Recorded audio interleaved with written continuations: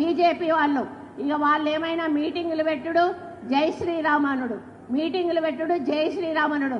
మరి జై శ్రీరామ్ అంటే పైనుంచి ఏమన్నా పైసలు పడుతున్నాయా, లేకపోతే ఏమన్నా మనకు పథకాలు వస్తానయా, ఇంకేమన్నా వస్తానయా అంటే ఏమీ లేదు. తీసుకొస్తారు, మోడీతోటో మీటింగ్ పెట్టిస్తారు, 4 హిందీలో మాటలు మాట్లాడిస్తారు, ఎల్లగొడతారు. ఇక్కడ ఉన్నటువంటి 2 మంత్రులు సపోర్ట్ చేయరు, ఇక్కడ ఉన్నటువంటి జిల్లా అధ్యక్షుడు సపోర్ట్ చేయడు. మరి కేంద్రం నుంచి రావాల్సిన మనకు ఏవైతే ఉన్నాయో వాటి నిధులను రప్పించే ప్రయత్నం చేయరు. మనకు అన్యాయం జరుగుతున్నా కూడా నోరు పూసుకొని కూర్చుంటారు. విన్నారు కదా కొండా సురేఖ గారు మాట్లాడిన మాటలు. కొండా సురేఖ గారు మీరు ఒకటి గుర్తు పెట్టుకోవాలి, జై శ్రీరామ్ అనే నినాదం ఎందుకు మీకు అంత నచ్చట్లేదు, ఎందుకు మీరు అంత భయపడుతున్నారు? అది బీజేపీ పార్టీ అవనివ్వండి, బీఆర్ఎస్ పార్టీ అవనివ్వండి, ఇంకో పార్టీ అవనివ్వండి, జై శ్రీరామ్ అనే నినాదం మీకు ఎందుకు నచ్చట్లేదు మాకైతే అర్థం కావట్లేదు. ఎందుకంటే మీ కాంగ్రెస్ పార్టీకి ఎందుకో జై శ్రీరామ్ తప్ప మిగతా అన్నీ నచ్చుతాయి, కానీ ఎందుకో హిందువులన్నా, హిందువులకు సంబంధించిన దేవతలన్నా, హిందువుల పట్ల మీకు ఉండే విధానం ఏందో మీరు ఒక్కరే కాదు, ప్రతిసారి ఏదో ఒక చోట ఏదో రకంగా రుజువు అవుతూనే ఉంది. జై శ్రీరామ్ అనే నినాదం పైసలు వస్తాయా, పథకాలు వస్తాయా అంటే జై శ్రీరామ్ అనే నినాదం గుండె నిండా నమ్మకాన్ని పెంచుతుంది. జై శ్రీరామ్ అనే నినాదం ఆత్మస్థైర్యాన్ని పెంచుతుంది. ఇట్లనే జై శ్రీరామ్ అనే నినాదం మీద, సనాతన ధర్మం మీద మాట్లాడినటువంటి తమిళనాడుకు చెందినటువంటి డిఎంకే పార్టీ ఈ రోజున అధోపాతాళానికి పడిపోయింది. ఆ తమిళనాడు సీఎం కొడుకు ఉదయనిధి స్టాలిన్ అంటోడు సనాతన ధర్మాన్ని ఎరాడికేట్ చేస్తా అని చెప్పి ఏదేదో మాట్లాడిండు. లాస్ట్కు వాళ్ళే ఎరాడికేట్ అయిపోయారు. గుర్తుపెట్టుకోండి, మమతా బెనర్జీ అక్కడ మొత్తం హిందువుల మీద ద్వేషాన్ని పెంచుకొని హిందువుల పట్ల ఎంత తీవ్రంగా ఆమె మాట్లాడింది, ఎంత తీవ్రంగా ఆమె హిందువుల పట్ల వ్యవహరించింది అనేది మనం చూసినాం. ఆ హిందువులే అక్కడ ఆమెకు బుద్ధి చెప్పారు. నిజంగా హిందువుల పట్ల కానీ, హిందూ నినాదాల పట్ల కానీ ఎందుకు మీరు ఈ విధంగా మాట్లాడతారు హిందువులు అయి ఉండి అనేది ఒకసారి ఆలోచన చేసుకోవాలి. బీజేపీ మీద కోపం ఉంటే బీజేపీని అనండి, బీజేపీ వాళ్ళు జై శ్రీరామ్ అంటే మీరు కూడా జై శ్రీరామ్ అనండి. ఎవరు వద్దన్నారు? జై శ్రీరామ్ అనే నినాదం మన అందరిది, మన అందరం అనుకోవచ్చు.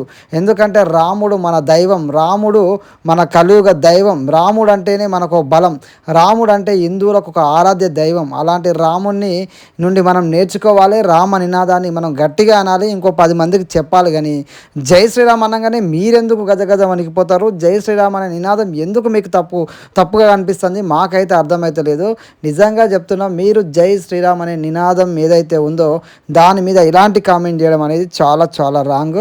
మీ వ్యాఖ్యల్ని వెనక్కి తీసుకోవాలి. మీకు ఎంత నచ్చితే అంత బీజేపీని విమర్శించండి, బీజేపీ మీద అనేక రకాల కామెంట్ చేయండి. కానీ దయచేసి రాముని మీద కానీ, హిందూ దేవుళ్ళ మీద కానీ ఇలాంటి కామెంట్స్, ఇలా ఏదో మా యొక్క నమ్మకాలని కించపరిచే విధంగా మాట్లాడడం అనేది కరెక్ట్ కాదు. మీ వ్యాఖ్యలు వెనక్కి తీసుకోవాలని మేమైతే కోరుకుంటున్నాము. ఈ వీడియో చూస్తున్న వాళ్ళు కూడా మీ అభిప్రాయాన్ని కామెంట్లో తెలియజేయండి.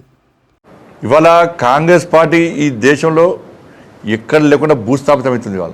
ఇవాళ మీకు అసలు చెప్తున్నా, ఇప్పటివరకు రాహుల్ గాంధీ నేతృత్వంలో కాంగ్రెస్ పార్టీ 99 ఎన్నికలు ఓడిపోయింది.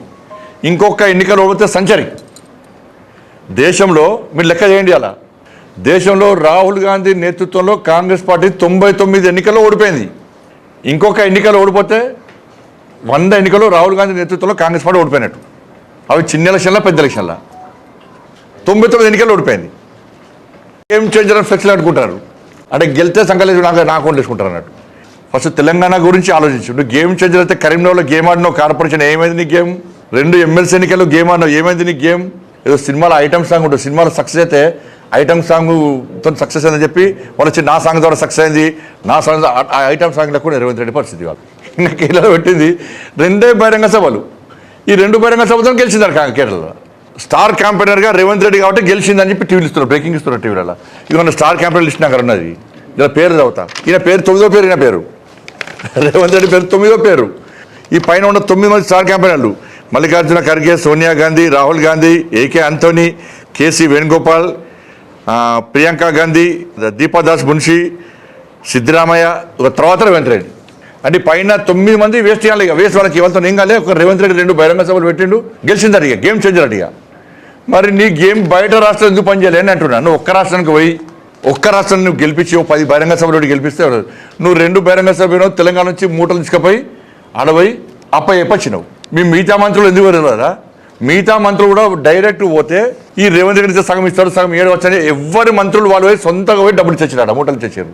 తెలంగాణ రాష్ట్రాన్ని మొత్తం సర్వనాశనం చేసి అప్పలపాలు చేసి నువ్వు ఇక్కడ పైసలు తీసుకుపోయి అక్కడ పెడితే నేను గేమ్ తెలంగాణ లూటర్ అంటారు, నేను తెలంగాణ లూటర్ అంటారు. నేను